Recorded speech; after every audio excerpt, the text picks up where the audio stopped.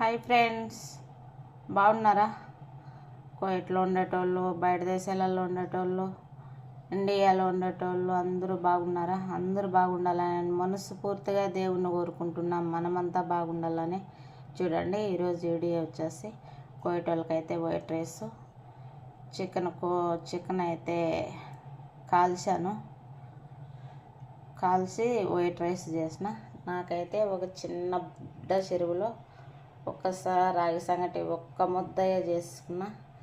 అది వచ్చేసి తసురుబా చేశాను.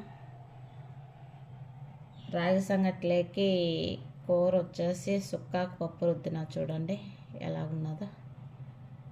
ఎందుకంటే పొద్దున్నేడు ఎవరు లేరు కదా కోయటోళ్ళు అనేసి బిన్నె దొంగతప్పుడు దొబ్బే టైమే.